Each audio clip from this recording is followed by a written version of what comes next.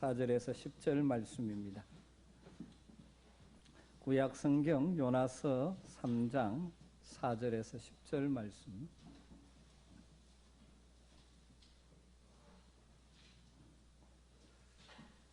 요나서 3장 4절부터 10절까지를 한 절씩 말씀을 교독하도록 하겠습니다. 요나가 그 성읍에 들어가서 하루 동안 다니며 외쳐 이르되 40일이 지나면 니느웨가 무너지리라 하였더니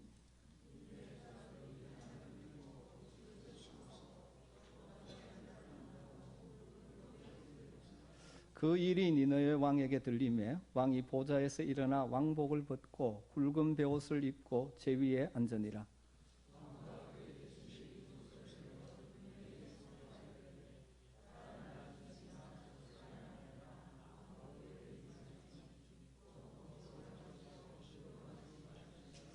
사람이든지 짐승이든지 다 굵은 베옷을 입을 것이요 힘써 하나님께 부르짖을 것이며 각기 악한 길과 손으로 행한 강포에서 떠날 것이라.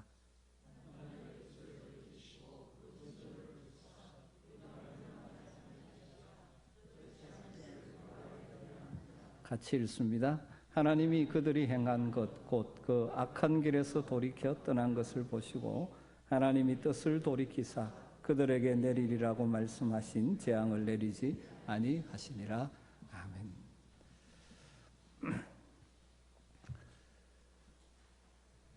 요나서 말씀 계속 살피도록 하겠습니다. 우리가 지난 앞부분에서 하나님께서 요나를 다시 부르시고 사용하셨다 하는 사실을 나누었죠.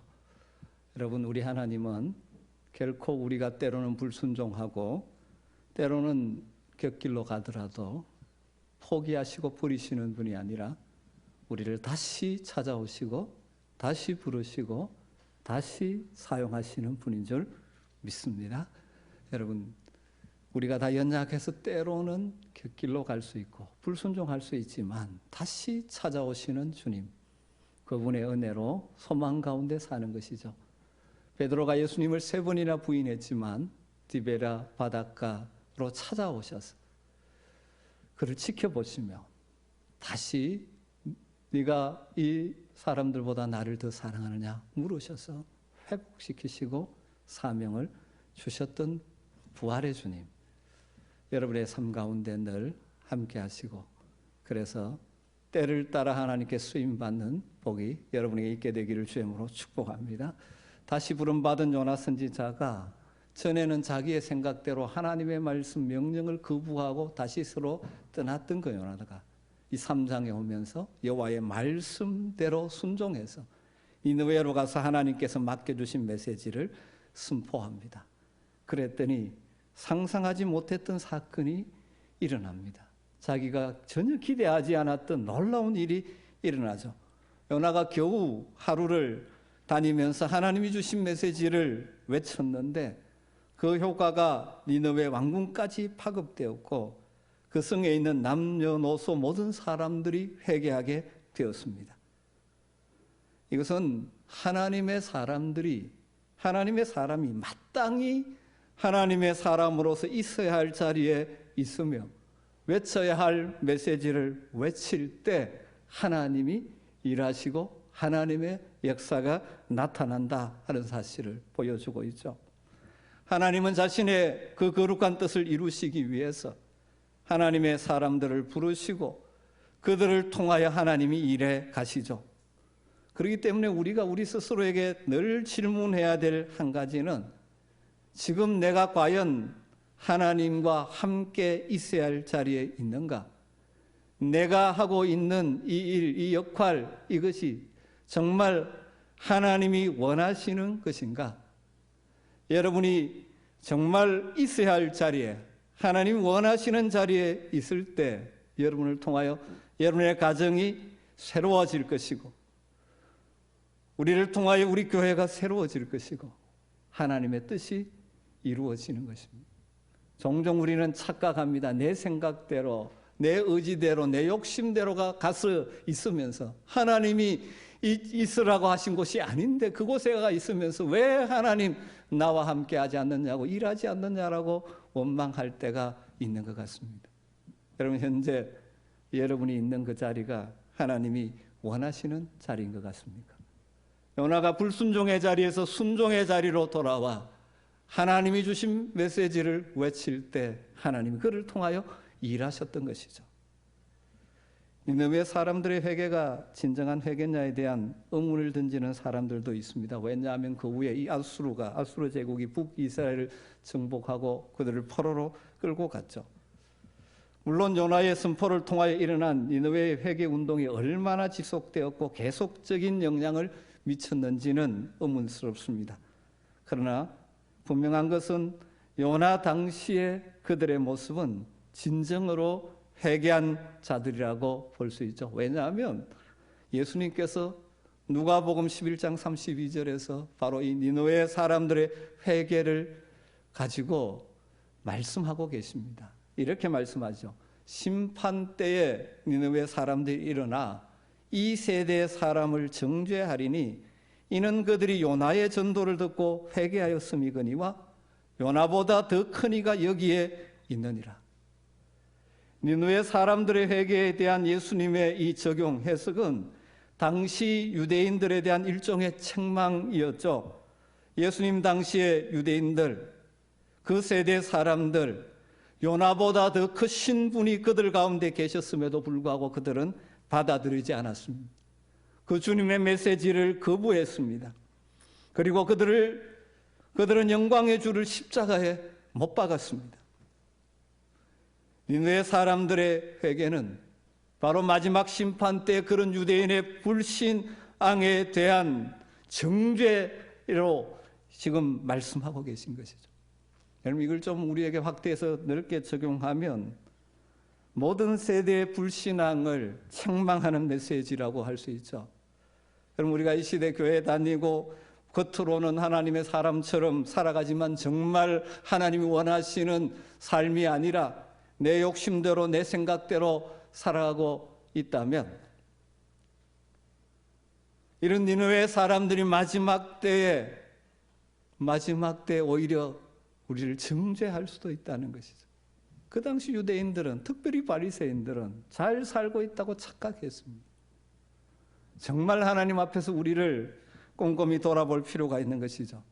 오늘 이 말씀을 통하여 니느웨 사람들의 회개의 모습을 보면서 우리가 어떻게 회개와 믿음으로 하나님께 나가야 할 것인지, 그리고 회개 과정들을 다시 한번 점검하면서 우리 모두는 예수 그리스도의 피로 성령의 능력으로 거듭나 하나님의 백성이 되었지만, 다르게 표현하면 목욕한 자들이지만 여전히 삶의 현장에서 죄악된 본성이 있어서 우리의 발을 씻어야 되는 존재인 것처럼 매일의 삶에 우리의 불순종과 우리의 연약함들을 말씀 앞에서 회개하는, 그래서 하나님께 쓰임받는, 하나님이 원하시는 자리에서 하나님 맡기신 역할을 감당하는 주의 백성들이 되어야 하지 않겠습니까? 오늘 그 과정을 한번 정리해 보도록 하죠. 먼저 5절 말씀입니다. 니느웨 사람들이 하나님을 믿고 금식을 선포하고 높고 낮은 자를 막론하고 베옷을 입으니라. 요나의 선포를 통하여 니느웨 백성들에게 일어난 근본적인 변화, 첫 번째 변화가 무엇입니까? 5절을 보니까 니느웨 사람들이 하나님을 믿고, 이렇게 돼요. 하나님을 믿고. 니느웨 사람들이 요나의 메시지를 통하여 그 말씀을 주신 하나님을 믿었다는 것입니다. 모든 회복, 부흥의 시작은 하나님을 믿는 데서 시작되는 것입니다. 사랑하는 성도 여러분, 하나님을 믿으시죠? 그렇다면 하나님을 믿는다는 것이 무엇으로 나타나야 하겠습니까? 니느웨 사람들이 하나님을 믿었기 때문에 하나님의 말씀을 곧이곧대로 하나님의 말씀으로 받아들이는 것으로 나타나죠. 그들이 하나님께서 자신들에게 진노하는 것은 당연하고 40일이 지나면 그들을 멸하시겠다는 하나님의 말씀을 단순한 음포로 받아들이지 않았습니다. 요나의 메시지가 전해지자 니느웨 사람들은 그 메시지를 하나님의 말씀으로 받아들였습니다. 즉 그들은 요나가 말한 40일이 지나면 니느웨가 무너지리라는 말씀을 하나님의 권위로 받아들였다는 것입니다. 그들은 요나가 하는 말을 어떤 한 사람의 견해나 미친 선지자의 헛소리로 생각하지 않았습니다. 하늘과 땅을 창조하신 여호와 하나님의 말씀으로 받아들였다는 것입니다. 그들은 요나의 메시지에 반박하거나 변명하지 않았습니다.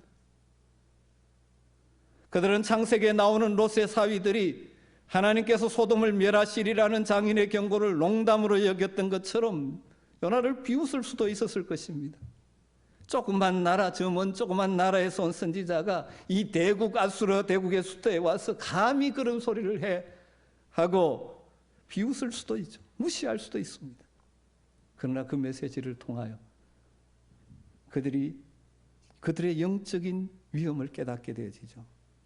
그리고 자신들이 전능하시고 거룩하신 하나님 앞에 진노를 받아 마땅한 존재임을 깨닫게 되는 것입니다. 여러분, 하나님을 믿는 자들은 당연히 하나님의 말씀을 하나님의 말씀으로 받는 것이죠. 그리고 그 말씀 앞에서 자신들을 보면 자신의 죄악됨, 자신의 부족함들을 깨닫게 되는 것입니다. 하나님을 믿는 것이 하나님의 말씀을 믿는 것으로 나타나고 자신의 현실을 제대로 보게 되는 죄의 자각으로 나타났던 것이죠. 여러분, 하나님을 믿고 하나님의 말씀을 하나님의 말씀으로 받아들이는 자의 삶에는 변화가 일어나는 것이 당연합니다. 안타깝게도 우리가 사는 이 시대는 하나님의 말씀을 너무나 가볍게 취급하는 자들이 많습니다. 아니, 하나님의 말씀을 무시하고 대적하는 자들이 참 많습니다. 하나님을 모르는 불신자들이 하나님의 말씀을 무시하는 것은 어쩌면 당연한지 모릅니다. 그러나 소위 신앙인이라고 하면서 교회를 출석하면서도 하나님의 말씀보다 자신의 생각을 더 권위 있게 생각하는 자들이, 하나님의 말씀보다 소위 세상의 권위자라고 하는 그 사람들의 말을 더 믿고 따르는 경우가 종종 있는 것 같습니다. 여러분 하나님을 믿으시죠? 그렇다면 하나님의 말씀을 어떻게 받아들이고 있습니까? 니느웨 사람들은 하나님의 심판의 메시지를 들었습니다. 그대로 받아들였습니다. 그러다 보니까 자신의 죄를 자각하게 되는 것이죠. 그 전까지는 그들이 죄인이라고 생각하지 않았습니다. 그들에게 있는 권력과 힘을 사용해서 다른 사람을 착취하고 빼앗고 자기의 부를 취하고 살아가는 것이 당연하다고 생각했습니다. 그러나 하나님의 심판의 메시지 앞에서 그들 자신들의 죄를 보게 되는 것이죠. 이 죄의 자각이 결국 뭐로 이어집니까? 죄에 대한 회개로 이어지고, 죄에 대한 회개는 구원과 회복으로 나가게 되는 것이죠. 여기까지 과정을 정리하면 하나님을 믿는 것입니다. 하나님을 믿으면 그 다음은 하나님의 말씀을 말씀대로 받아들이게 되죠. 그 말씀 앞에서 자신을 보기 시작하면 자신의 죄를 깨닫게 되어지죠. 그리고 회개함으로 삶의 변화로 나가게 되는 것입니다. 사랑하는 성도 여러분, 우리는 근본적으로 하나님의 은혜로 회개와 믿음으로 하나님의 백성된 자들이지 않습니까? 과거에 세상을 숨기고 사탄의 종로로 닫은 자리에서 회개해서 예수 그리스도를 나의 구주와 주님으로 믿는 믿음으로 하나님 나라 백성이 되었습니다. 그러나 여전히 이 죄악된 세상을 살아가고 우리 속에 여전히 죄악된 본성이 남아있어서 자주 하나님께 불순종하고 넘어집니다.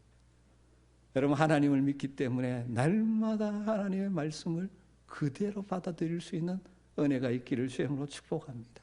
그래서 그 말씀 앞에서 자신을 볼 수 있는 눈이 열리게 되기를 주님으로 축원합니다.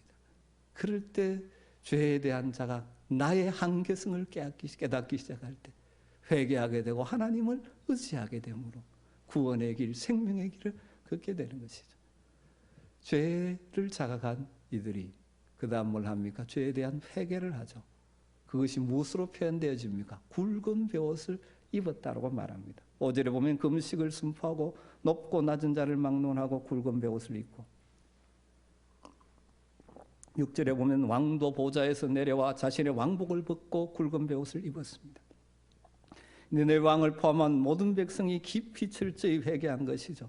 그들이 그들의 죄를 인정했을 뿐만 아니라 자신들이 하나님께 얼마나 많은 죄를 지었는지를 깨닫고 깊은 슬픔에 빠지죠. 니네 사람들은 저항할 수도 있고 도망칠 수도 있고 부정할 수도 있습니다. 그러나 그들은 굵은 베옷을 입고 제 위에 앉아서 마치 베드로의 설교를 듣고 우리가 어찌할꼬 하듯이 그들이 엎드리게 되는 것입니다. 여러분, 우리는 종종 착각해서 우리가 앉아야 될 자리, 앉아 있어야 될 자리, 입어야 될 옷을 착각하고 있을 때가 종종 있습니다. 하나님 뜻대로 살지 못하여 마땅히 회개하고 회개의 잿더미에 앉아 있어야 할 때임에도 불구하고 자신이 조그만 공로나 조그만 업적을 자랑하면서 그것을 새긴 자아의 용상에 앉아 있는 어리석음을 범하기 쉬운 것이 우리 인생들입니다. 정말 하나님의 자녀답게 살지 못하면서 내가 주를 위해서 무엇인가 했던 조금만 했던 것을 가지고 자랑하며 그 높은 자리에 앉아 있기를 잘하는 것이 우리이지 않습니까? 때로는 자신의 잘못을 통회하며 애통의 베옷을 입어야 할 때임에도 불구하고 자기의 죄악과 더러움을 가리는 가식의 왕복을 입고 앉아 있어서는 안 되는 것입니다. 하나님은 통회하는 심령을 받아주십니다. 저도 목사지만 이 시대에 종종 다 그런 것은 아니지만 일부 목사님을 대할 때는 그런 마음이 들 때가 있습니다. 여러 가지 가식의 옷을 입고 정말 하나님 앞에 베옷을 입어야 될 때인데 학위 뭐 이런 것들로 자기를 꾸며서 포장하고 그냥 앉아있는 것 같은 안타까움이 들 때가 있습니다. 그러면서 혹시 나도 그런 삶을 살고 있는 것은 아닌지를 돌아보게 됩니다. 여러분이 지금 앉아있을 자리, 여러분의 실상을 제대로 알고 그 자리에 있습니까? 여러분이 입어야 될 옷을 입고 있습니까? 아니면 여러분의 죄, 여러분의 불순종, 여러분의 것을 다 포장하고 듣고 겉으로는 화려한 것처럼 괜찮은 것처럼 포장하고 살아가고 있지는 않습니다. 시편 34편 18절에 여호와는 마음이 상한 자를 가까이 하시고 중심으로 통회하는 자를 구원하신다고 말씀하셨습니다. 예수님 시대에 세리와 바리새인 기도를 알지 않습니까? 세리의 기도를 하나님께서 받아주시죠. 바리새인처럼 나는 11조 했습니다. 일주일에 3번 금식합니다. 이런 기도를 하나님께서 거절하셨습니다. 죄에 대한 회개는 그 다음 3번째 단계로는 삶의 변화로 이어지게 되죠. 말씀 그대로라면 악한 길과 손으로 행한 강포에서 떠날 것이라. 왜 사람들이 하나님의 말씀 앞에서 메시지 앞에서 심판의 메시지 앞에서 자신의 죄를 깨닫고 통회하는 마음을 따라 베옷을 입고 금식을 합니다. 왕도 그의 권위의 상징인 왕의 보좌에서 내려와 제 위에 앉았습니다. 그리고 국가 계획을 위한 법령을 선포하죠. 7절부터 9절을 보면 왕과 그의 대신들이 조서를 내려 니느웨에 선포하여 이르되 사람이나 짐승이나 소떼나 양떼나 아무것도 입에 대지 말지니 곧 먹지도 말 것이요 물도 마시지 말 것이며 사람이든지 짐승이든지 다 굵은 베옷을 입을 것이요 힘써 하나님께 부르짖을 것이며 각기 악한 길과 손으로 행한 강포에서 떠날 것이라. 하나님이 뜻을 돌이키시고 그 진노를 그치사 우리로 멸망하지 않게 하시리라. 그렇지 않을 줄을 누가 알겠느냐 한지라. 니느웨 사람들은 자신의 삶을 고치는 일에 착수합니다. 금식하고 베옷을 입을 뿐만 아니라 이제까지 걸어갔던 악한 길에서 돌이키죠. 그들이 이제까지 행하던 강포에서 떠납니다. 사실 역사적으로 이 아수르 사람들이 얼마나 강포했는지, 정말 지배국을 얼마나 압박했는지 대단히 강포한 민족이었죠. 이 니느웨의 회개가 일어나는 것이죠. 그들이 그렇게 그전까지는 그렇게 하면서도 힘 있는 자는 당연히 그렇게 하고 그렇게 살아가는 것이 당연하다고 생각하며 살았습니다. 하나님의 메시지 앞에서 그것이 죄악인 줄을 깨닫게 되어지고 결과 계속 가다가는 망할 수밖에 없다는 것을 깨닫게 되면서 그들이 삶의 변화를 일으킵니다. 여러분, 이런 행동의 삶의 변화가 따라오지 않는다면 금식하는 것이나 베옷을 입는 것은 공허한 빈 껍질이고 경건의 위장밖에 되지 않는 것이죠. 바울 사도도 전도할 때 그래서 회개하고 하나님께 돌아와 합당한 일을 행하라고 선포했죠. 회개는 우선 자신의 죄를 슬퍼하고 그 잘못을 인정하는 것이죠. 그러나 그 후에 동일한 죄를 옛날과 다름없이 반복한다면 참된 회개가 아니죠. 물론 회개했다고 해서 죽을 때까지 죄의 유혹을 다시 받지 않고 다시 죄를 짓지 않는 완전한 삶을 살 수 있다는 말이 결코 아닙니다. 우리는 우리 주님 오실 때까지 우리에게 남아있는 죄악된 본성에서 완전히 벗어나지는 못하죠. 그러나 진정으로 하나님께 돌아와 회개한 자는 마음과 생각의 성향이 변하기 시작하죠. 회개의 결과 죄를 미워하고 하나님 기뻐하시는 선한 열매를 맺으려는 삶의 변화가 따르기 마련입니다. 그래서 참된 회개는 우선 진지해야 됨과 동시에 삶의 변화가 따라오는 것이죠. 하나님을 믿게 되니까, 하나님을 인정하게 되니까 하나님의 말씀을 그대로 받아들이고 그 말씀 앞에서 자신을 보니까 자신이 죄인임을 깨닫게 되지고 죄를 회개하면서 삶의 변화가 일어나는 것이죠. 이게 진짜 회개라는 것입니다. 네 번째로, 그렇게 회개할 때 소망이 생기는 것이죠. 니느웨 사람들이 자신들이 하나님께 죄를 지었음을 인정하고 자신의 죄를 회개하고 삶의 자세를 바꾸기로 결심합니다. 그러면서 그들은 하나님께서 용서해 주실 것이라는 소망을 품게 되어지죠. 왕이 선포한 법령의 마지막 부분이 이를 잘 보여주죠. 9절 말씀입니다. 하나님이 뜻을 돌이키시고 그 진노를 거치사 우리로 멸망하지 않게 하시리라. 이렇게 선포한 후에 그 다음 뭘 더 붙입니까? 그렇지 않을 줄을 누가 알겠느냐, 그렇게 말합니다. 하나님께서 진노를 거치셔서 우리를 멸망하지 않게 해주실 것이다. 그렇지 않을 줄 누가 알겠느냐. 여러분, 여기 누가 알겠느냐가 그렇기를 바라는데 그렇지 않을 수도 있다는 회의적인 표현이 아닙니다. 믿음의 결핍이 아니라 하나님의 주권을 인정하는 표현입니다. 무슨 말이냐 하면, 여러분, 우리의 구원은 우리의 공로에 달린 것이 아닙니다. 다르게 말하면 내가 회개했으니 그 다음 하나님은 용서해 줄 차례야, 이런 논리가 아니라는 것입니다. 용서와 구원은 주고받는 거래가 아닙니다. 물론 하나님은 죄를 용서하는 자를 용서해 주시는 용서의 하나님이시지만, 그러나 분명히 알아야 할 것은 용서와 구원은 하나님의 은혜의 선물이라는 것입니다. 그러므로 하나님의 용서를 내가 금식하고 베옷을 입고 죄에 앉았다고 당연히 받아야 하는 권리처럼 주장하거나 기대하는 것은 용서받는 자의 자세가 아니죠. 니느웨 왕은 회개와 그에 따르는 삶의 변화를 구체적으로 보일 것을 지시한 후에 하나님께서 용서해 주실 것이다, 그렇지 않을 줄 누가 알겠느냐라는 자세를 취하죠.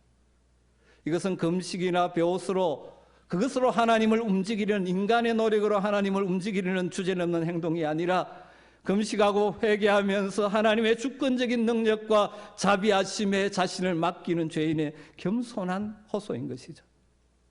이 같은 소망은 하나님의 절대적 주권과 은혜의 선물을 기대하는 하나님 앞에 낮아진 자의 삶의 태도인 것입니다. 참된 회개는 죄에 대한 아파하고 회개하는 것과 더불어 변화된 삶을 살아가지만 자신의 공로를 의지하지 않고 하나님의 주권적인 은혜의 소망을 거는 것입니다. 니느웨 이 큰 성읍에 실로 놀라운 변화가 있었죠. 그들은 화로운 잔치 대신에 금식을 합니다. 사치스러운 장식 대신에 베옷을 입습니다. 큰 소리 치는 대신에 회개의 기도를 합니다. 방종과 무절제, 포악 대신에 근심과 회개와 바른 삶을 살아갑니다.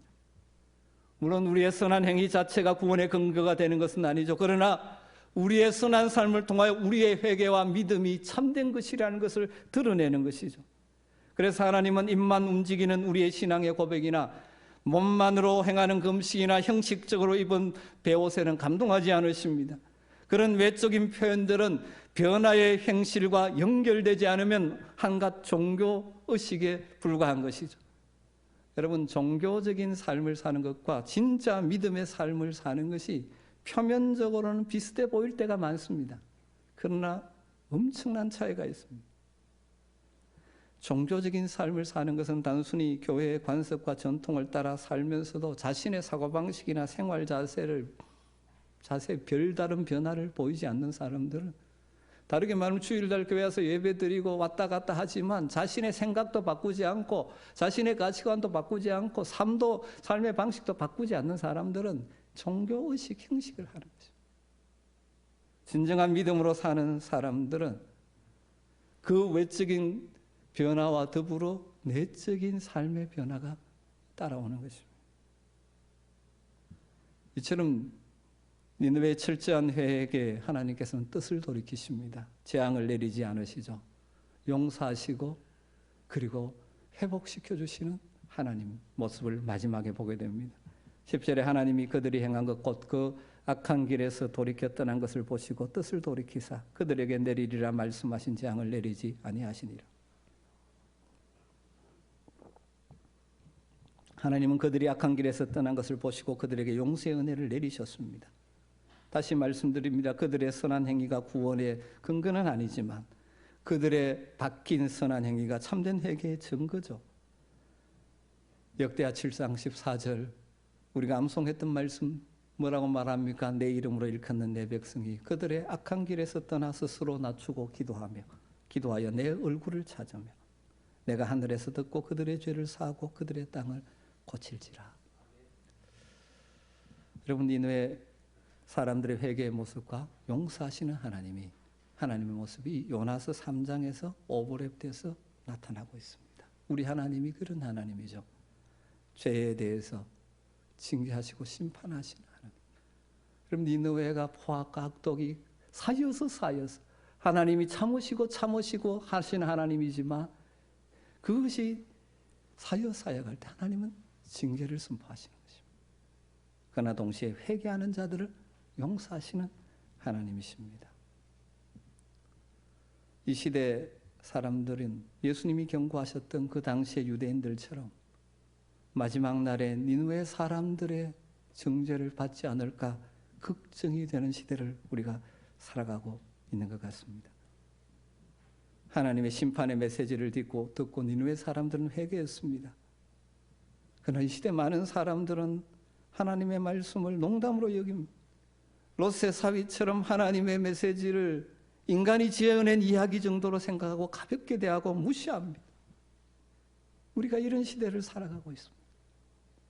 그런 세대 속에 살다 보니 우리 역시 믿는다고 하면서도 하나님의 말씀을 정말 그대로 진지하게 받아들이지 못할 때가 많지 않습니까? 사랑하는 성도 여러분, 하나님의 말씀을 가볍게 여기지 마십시다. 하나님의 말씀의 권위보다 다른 것을 높이는 어리석음을 범하지 마십시다. 하나님을 믿는다는 것은 그것이 무엇으로 표현됩니까? 하나님의 말씀을 하나님의 말씀으로 받아들입니다. 그 말씀 앞에서 자신을 보면서 자신의 부족함, 한계, 연약함을 인정하고 때로는 회개로 때로는 하나님의 도우심을 구하는 자로 살아가야 하는 것입니다. 여러분, 특별히 이 시대 인간의 가치를 높이고 인간의 철학을 높이는 시대가 되다 보니 하나님의 권위, 하나님을 믿지 않는 자들이 가득 차 있고 하나님의 말씀을 무시하고 대적하는 자들이 점점 많아지고 또 그렇게 사는 것이 잘 사는 것인 것처럼 착각하는 사람들이 많은 시대. 마치 니느웨 사람들이 그들이 권력이 있고 힘이 있고 군사력이 있으니까 그 압제하고 포악하고 그것으로 자기의 부를 취하고 향락을 누리고 이것이 마치 당연한 것처럼 당연하다고 죄라고 생각하지 않고 살아갔던 것처럼 그래서 마지막 하나님의 심판의 메시지를 들어야 했던 것처럼 우리 시대가 그러한 모습을 안고 있지 않습니다.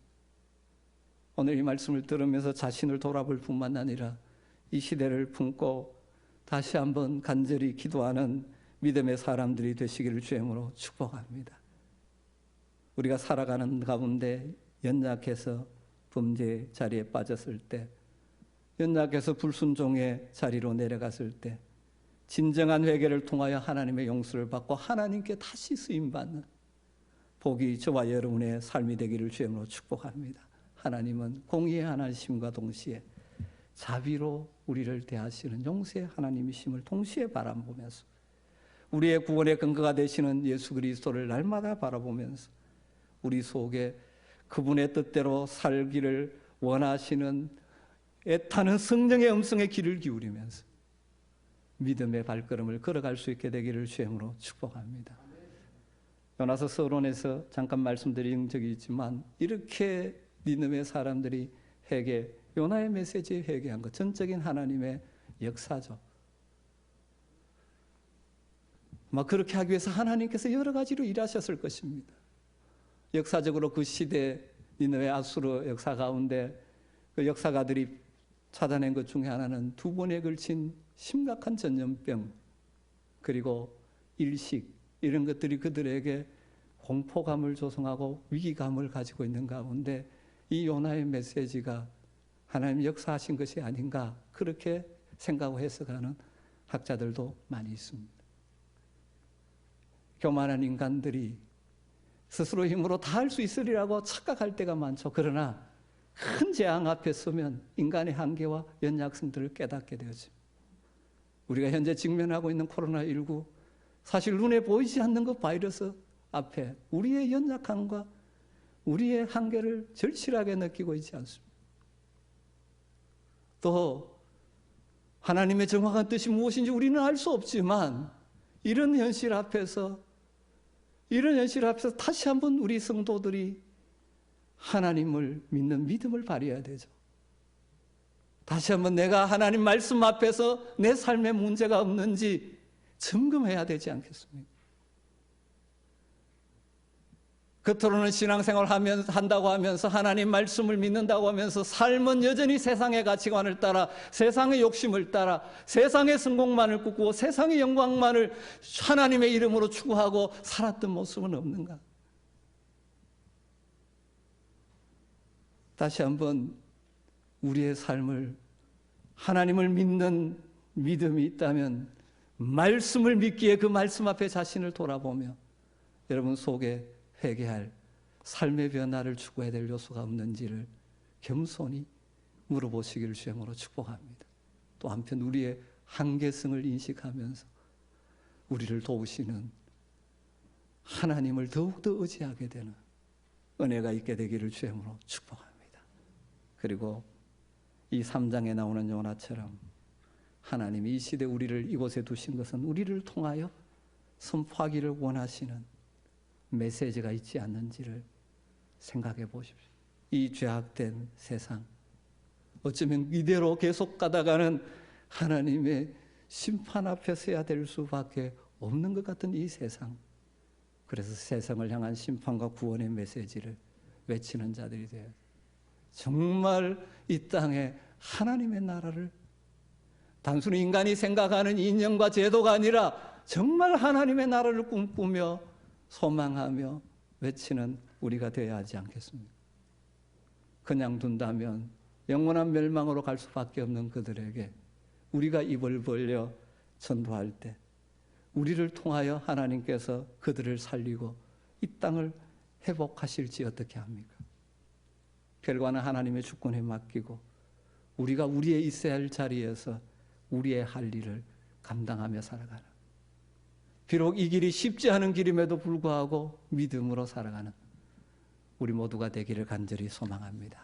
기도하겠습니다. 하나님, 요나의 메시지 앞에 베옷을 입고 그들의 삶을 고치고 하나님의 용서를 드리웠던 이 니느웨 사람들을 보면서 이 시대 하나님의 백성으로서 우리의 모습을 다시 한번 돌아보기를 원합니다. 하나님을 믿기에, 하나님의 말씀을 하나님의 말씀으로 인정하기에, 말씀 앞에서 우리 자신들을 점검함으로, 때로는 회개로, 때로는 하나님을 더 전적으로 의지하는 삶으로 나타나 우리의 삶을 통하여 하나님의 뜻이 이루어지는 복을 우리가 누리게 하여 주시옵소서. 예수님의 이름으로 기도드리옵나이다.